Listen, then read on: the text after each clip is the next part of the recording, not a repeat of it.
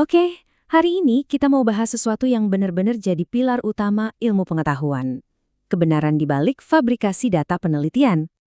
Coba deh bayangin sejenak, semua kemajuan yang kita rasain sekarang, mulai dari obat-obatan yang nyelamatin nyawa, sampai teknologi canggih yang ada di genggaman kita, semuanya itu berdiri di atas satu asumsi dasar.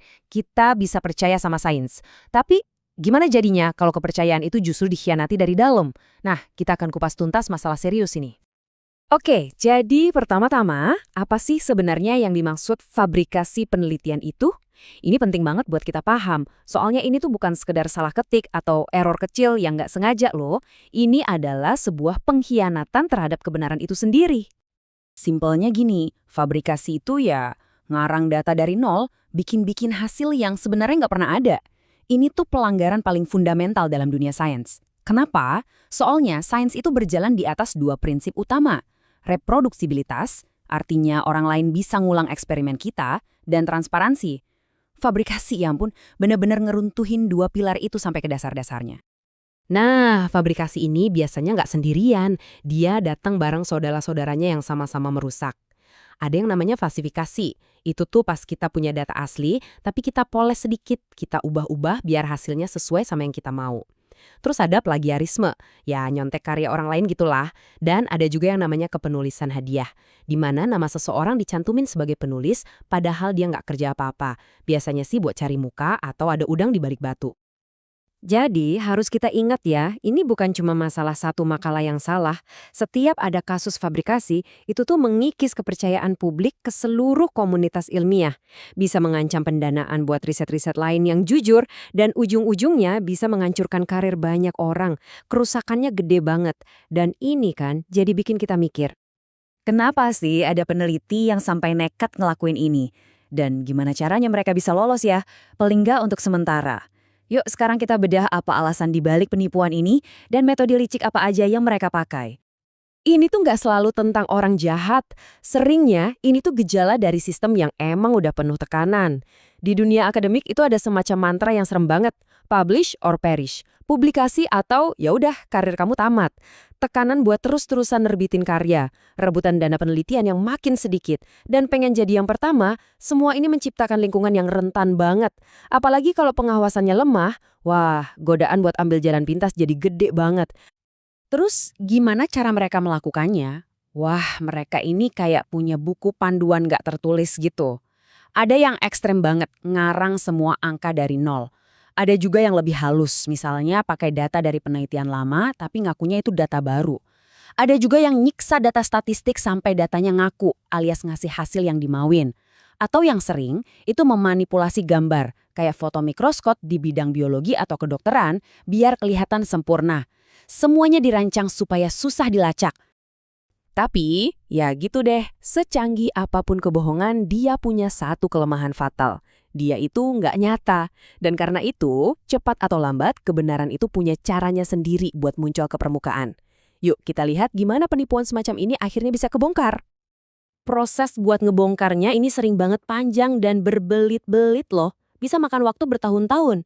Kadang-kadang, awalnya dari seorang peninjau atau reviewer yang matanya jeli, ngeliat ada yang aneh. Di kasus lain, bisa jadi ada kolega di lab yang sama, seorang whistleblower yang berani ngomong. Tapi cara yang paling sering itu ketika ada tim peneliti lain nyoba ngulangin studi itu dan hasilnya gagal total. Dan untungnya lagi, sekarang udah ada software-software canggih yang bisa deteksi manipulasi gambar atau pola statistik yang aneh yang akhirnya memicu investigasi resmi. Nah, begitu kasus fabrikasi ini terbukti, wah dampaknya itu kayak ledakan. Bukan cuma pelakunya yang kena, tapi ada efek domino kerusakan yang nyebar kemana-mana. Kerusakannya itu nyebar persis kayak riak air. Awalnya dari satu titik, si individu. Tapi makin lama makin lebar. Ngerusak reputasi institusi tempat dia kerja, meracuni komunitas akademik yang lebih luas. Dan yang paling parah, bisa membahayakan kita semua, masyarakat. Buat si peneliti yang lakuin ini ya, ini artinya kiamat buat karirnya. Makalahnya ditarik, itu aib yang luar biasa di dunia akademik. Mereka dipecat, disuruh balikin dana penelitian, dan nama mereka hancur. Praktis, mereka nggak bakal bisa lagi kerja di bidang itu. Nggak cuma orangnya, institusi atau universitasnya juga ikut nanggung malu yang luar biasa. Reputasi yang udah dibangun puluhan tahun bisa hancur dalam semalam. Kepercayaan dari lembaga pendana dan publik langsung hilang, yang ujung-ujungnya bisa bikin dana penelitian dipotong habis-habisan. Coba deh kita pikirin nasib peneliti-peneliti lain yang jujur. Mungkin mereka udah ngabisin waktu bertahun-tahun dan dana miliaran buat ngelanjutin sebuah penelitian yang ternyata dibangun di atas data palsu. Bayangin, semua waktu, uang, tenaga itu sia-sia. Ini bikin suasana jadi saling curiga dan akhirnya memperlambat kemajuan sains itu sendiri. Nah, disinilah dampaknya jadi yang paling mengerikan. Coba deh bayangin, ada uji klinis obat kanker baru tapi ternyata datanya itu palsu. Pasien bisa jadi dapat pengobatan yang nggak efektif atau lebih parahnya lagi, malah berbahaya. Ini udah bukan lagi soal reputasi atau duit, ini soal nyawa. Oke, setelah ngelihat semua kerusakan yang parah ini, pertanyaan gedenya kan terus gimana? Apa yang bisa kita lakuin buat ngatasin ini? Untungnya, komunitas ilmiah nggak tinggal diam aja. Mereka ngelawan balik. Yuk kita lihat langkah-langkah apa aja yang udah diambil buat melindungi integritas sains.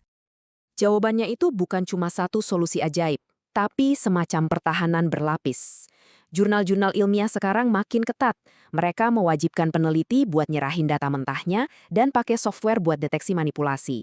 Institusi juga memperkuat pendidikan etika dan ngasih perlindungan buat para pelapor.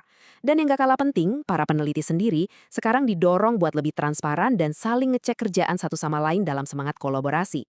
Pada akhirnya, mau sebanyak apapun aturan atau secanggih apapun teknologi, semua itu nggak akan bisa gantiin satu hal yang paling mendasar.